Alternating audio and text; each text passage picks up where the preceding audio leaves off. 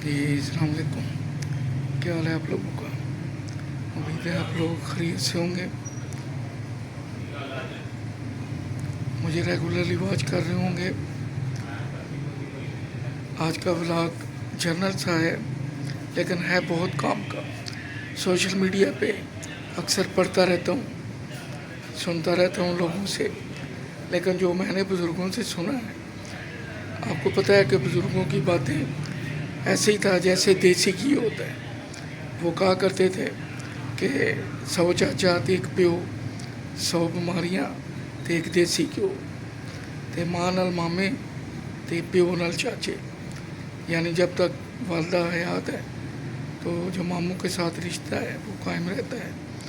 जिस दिन वो इस दुनिया से रुखसत हो जाती है तो मामू का रिश्ता कमज़ोर पड़ जाता है। इसी तरह कहते थे कि प्यो नाल चाचे, यानी जब तक वालिद ज़िंदा है तब तक ये रिश्ता भी कायम रहता है। तो और भी बहुत सी बातें हैं, जैसे वो कहा करते थे, राय राय जाइए ते टींगरी अड़े क्यों, पुत्र होए चंगा ते नूं लड़े क्यों।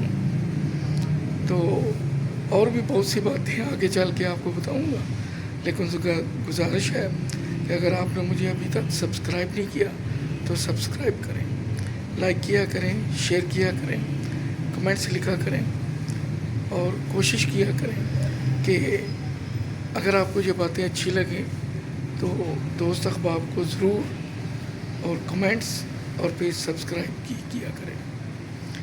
तो एक और मेरे ज़हन में आ गया, वो कहते थे कि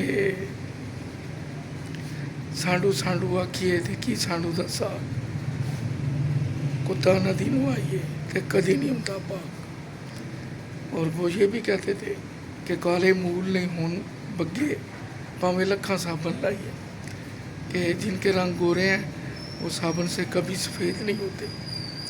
काले मूल ना होन बग्गे भावें लखा साबन लाइए ते कुत्ता कदी ना होवे पाक भावें लखा नदी नूं आइए। कि कुत्ता एक ऐसी नजस चीज़ है, बेशक जितनी मर्जी मर्तबा इसको नदी में, नाले में, दरिया में नहलाएं, ये पाक नहीं होता। और बुज़ुर्ग कहते थे कि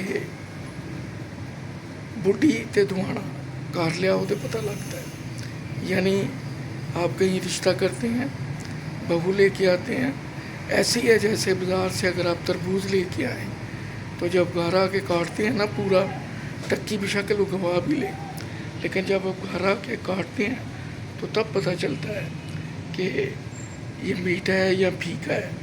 और ऊपर नीचे दाएं बाएं चारों तरफ से ये सुर्ख भी है, क्योंकि कई दफ़ा एक तरफ से तो होता है, दूसरी तरफ से उसमें उतनी मिठास, उतनी सुर्खी नहीं होती। और बुज़ुर्ग कहते थे कि रात को खाना खाया है, दोपहर को खाना खाया है, खाना खाने के बाद थोड़ा सा मीठा ज़रूर खाएं। और मीठा उस वक़्त होता था गुड़।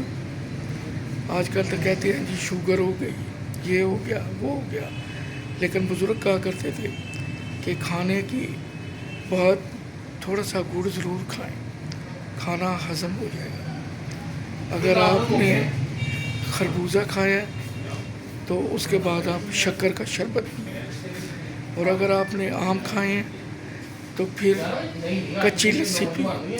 कच्ची लस्सी से मुराद ये है कि दूध में थोड़ा सा पानी डाल के वो पिए। तो ये बुज़ुर्गों के सुनहरी कौल हैं, सुनहरी बातें हैं, इसमें कोई शक नहीं।